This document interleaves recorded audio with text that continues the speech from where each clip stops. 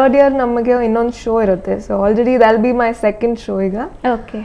So ಅದಾದ್ಮೇಲೆ I am planning to intern somewhere ಎಕ್ಸ್ಪೀರಿಯನ್ಸಿಗೋಸ್ಕರ. ನಾನು ಸಮ್ ಗ್ರೇಟ್ ಡಿಸೈನರ್ ಅವರಿಂದ ಎಕ್ಸ್ಪೀರಿಯನ್ಸ್ ಕಲ್ತಿ ನಾನು.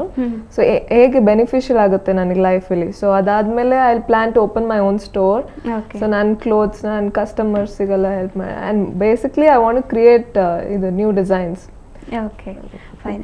ನಿಮ್ಮನ್ನು ಕೇಳೋದಾದರೆ ಅನ್ಸೂಯ ಅವರೇ, ಈಗ ಅಪಾರ್ಚುನಿಟಿ ಯಾವ ಥರ ಇದೆ ಅಂದರೆ ಫ್ಯಾಷನ್ ಡಿಸೈನಿಂಗ್ ಕೋರ್ಸ್ನ ಮುಗಿಸಿ ಆಚೆ ಬಂದಂಥವ್ರಿಗೆ ಜಾಬ್ ಅಪಾರ್ಚುನಿಟಿ ಆಗಲಿ ಅಥವಾ ಅವ್ರದ್ದೇ ಓನ್ ಶಾಪ್ ಇವ್ರು ಹೇಳಿದ್ರು ಅವರು ಆ ಥರ ಕ್ರಿಯೇಟ್ ಮಾಡ್ಕೊಳ್ಳೋಂಥ ಅಪಾರ್ಚುನಿಟಿಗಳು ಯಾವ ಥರ ಇದೆ?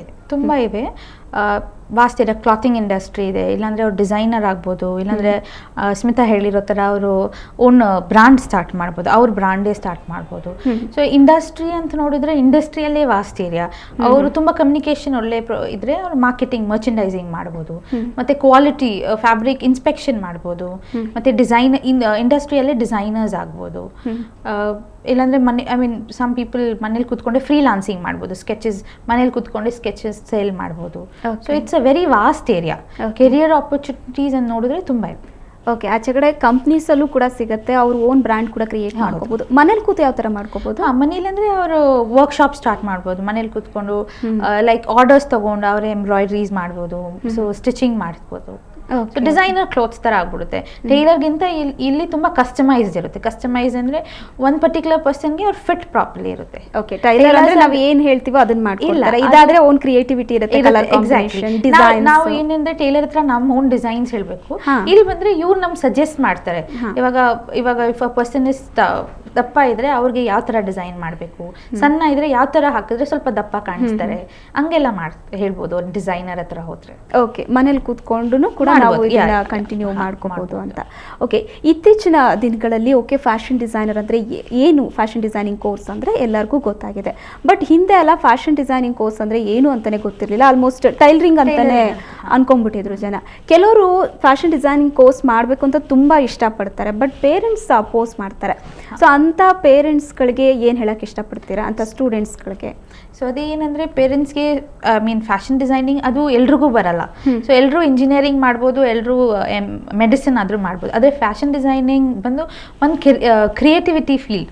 ಸೊ ಅದು ಹಾರ್ಡ್ಲಿ ಸ್ವಲ್ಪ ಜನಕ್ಕಿರುತ್ತೆ. So parents should think that this is not like academics. So ಅವ್ರು ಅದೇ ಹೇಳಿದ್ನಲ್ಲ, ಮಿಸ್ಕನ್ಸೆಪ್ಷನ್ ಆಗ್ಬಿಟ್ಟಿರುತ್ತೆ ಪೇರೆಂಟ್ಸ್ಗೆ. ಅವ್ರೇನು ಅನ್ಕೋತಾರೆ, ನಾವು ಫ್ಯಾಷನ್ ಡಿಸೈನ್ ಕಲ್ತ್ಕೊಂಡ್ರೆ ನಮ್ಮ ಮಕ್ಕಳು ಮಾಡೆಲ್ಸ್ ಥರನೇ ಚಿಕ್ಕ ಚಿಕ್ಕ ಡ್ರೆಸ್ ಹಾಕ್ಕೊಂಡು ಹೋಗ್ತಾರೆ ಅನ್ಕೊಂಡ್ಬಿಡ್ತಾರೆ. ಆ ಥರ ಏನೂ ಇಲ್ಲ. ನಾವು ಹೆಂಗಿರ್ತೀವೋ ಹಂಗೆ ಇರ್ಬೋದು, ಬೇಸ್ ನಾವು ಡಿಸೈನ್ ಮಾಡೋದು ಹೆಂಗಿರುತ್ತೆ ಆ ಮಾಡೆಲ್ಸ್ ಹಾಕೊಂಡು ಹೋಗ್ತಾರೆ. ಸೊ ಪೇರೆಂಟ್ಸ್ ಅಪೋಸ್ ಮಾಡಬಾರ್ದು ಬೇಸಿಕ್ಲಿ. ಸೊ ಆ ಕ್ರಿಯೇಟಿವಿಟಿ ಎಲ್ರಿಗೂ ಬರಲ್ಲ. ಅದು ಸ್ವಲ್ಪ very few people have creativity. Okay, creativity ಅಂತ ಕ್ರಿಯೇಟಿವಿಟಿ ಇದ್ದವರು ಮೇನ್ ಆಗಿ ಈ ಒಂದು ಕ್ರಿಯೇಟಿವಿಟಿ ಇದ್ರೆ ಮಾತ್ರ ಫ್ಯಾಷನ್ ಡಿಸೈನಿಂಗ್ ಮಾಡೋಕ್ಕಾಗುತ್ತೆ. ಓಕೆ, ವಿತೌಟ್ ಕ್ರಿಯೇಟಿವಿಟಿ ಕಷ್ಟ. ಇವಾಗ ಒಂದು ಡ್ರೆಸ್ ಡಿಸೈನ್ ಮಾಡ್ಬೇಕಂದ್ರೆ ಕ್ರಿಯೇಟಿವಿಟಿ ಇಲ್ಲಾಂದ್ರೆ ಮಾಡೋಕ್ಕಾಗಲ್ಲ. ಆ ಕಲರ್ ಕಾಂಬಿನೇಷನ್ ಇರಬೇಕು, ಅದು ಆ ಥೀಮ್ ತಕ್ಕಂಗೆ ಆ ಡಿಸೈನ್ ಮಾಡ್ಬೇಕಲ್ವಾ. ಓಕೆ, ಎಷ್ಟೇ ಟೀಚ್ ಮಾಡಿದ್ರು ನಮ್ಗೆ ಬಗ್ಗೆ ಒಂದಷ್ಟು ನಾಲೆಜ್ ಇರಬೇಕು. ಕಲರ್ ಈ ಕಲರ್ ಹಾಕಿದ್ರೆ ಬೇರೆ ಅಕಾಡೆಮಿಕ್ಸ್ ತರ ಓದೋದು ಮಗ್ಅಪ್ ಮಾಡ್ಕೊಂಡ್ ಬರೆಯಕ್ ಆಗಲ್ಲ. ಇದ್ರಲ್ಲಿ ಮೋರ್ ಪ್ರಾಕ್ಟಿಕಲ್ ನಾಲೆಜ್ ಇರಬೇಕು ಅವ್ರಿಗೆ. ಓಕೆ, ನೀವು ಫ್ಯಾಷನ್ ಡಿಸೈನಿಂಗಲ್ಲಿ ಇಂಟ್ರೆಸ್ಟ್ ಇರುವಂತಹ ಸ್ಟೂಡೆಂಟ್ಸ್ಗಳಿಗೆ ನೀವು ಒಬ್ಬ ಸ್ಟೂಡೆಂಟ್ ಆಗಿ ಅಪ್ಕಮಿಂಗ್ ಫ್ಯಾಷನ್ ಡಿಸೈನರ್ ಆಗಿ ಏನು ಹೇಳಕ್ಕೆ ಇಷ್ಟಪಡ್ತೀರಾ? ನಾನೊಂದೇ ಹೇಳೋದು, ಅವ್ರ ಡ್ರೀಮ್ನ ಸೆಟ್ ಮಾಡಿ ಅದ್ರ ಕಡೆ ಹೋದರೆ everything is possible.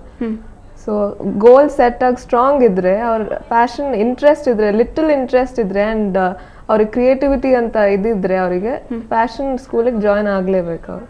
Okay, creativity ಅನ್ನೋದು ಎಲ್ಲ ಒಂದು ಫೀಲ್ಡಲ್ಲೂ ಬೇಕು. ಆದರೆ ಎಸ್ಪೆಷಲಿ ಫ್ಯಾಷನ್ ಡಿಸೈನಿಂಗ್ ಕೋರ್ಸ್ನ ನಾವು ಸೆಲೆಕ್ಟ್ ಮಾಡ್ಕೊಳ್ಳುವಾಗ ಕ್ರಿಯೇಟಿವಿಟಿ ಎಷ್ಟರ ಮಟ್ಟಿಗೆ ಇರಬೇಕು ನೀವೊಬ್ಬ ಸ್ಟೂಡೆಂಟ್ ಆಗಿ? ಸೊ ಅದಕ್ಕೆ ಸ್ಕೂಲ್ಸ್ ಇರೋದು, ಫ್ಯಾಷನ್ ಸ್ಕೂಲ್ಸ್ ಇರೋದೇ ಇದೆ. ಸ್ವಲ್ಪ ಇದ್ರೂ ನಮ್ಮ ಕಾಲೇಜ್ ಜೇರಿ ಇನ್ಸ್ಟಿಟ್ಯೂಟ್ ವೆಲ್ಕಮ್ ಮಾಡ್ತಾರೆ ಎನಿ ಸ್ಟೂಡೆಂಟ್ನ. ಸೊ ಆ ಬೇಸಿಕ್ ಡ್ರಾಯಿಂಗ್ ಇನ್ ಲೈನ್ ಅಥವಾ ಡಾಟ್ ಸರ್ಕಲ್ ಇಂದ ಇಟ್ಕೊಂಡು ನಾವು ಮೇಲೆ ಅವ್ರು ತರ್ತಾರೆ. ಸೊ ಥರ್ಡ್ ಇಯರ್ ವರೆಗೆ ನಾವು will compete with the world. ನಾವು ಆ ಟಫ್ ಚಾಲೆಂಜ್ ಇದ್ರೆ ನಾವು ಏನ್ ಬೇಕೋ ಮಾಡ್ಬೋದು.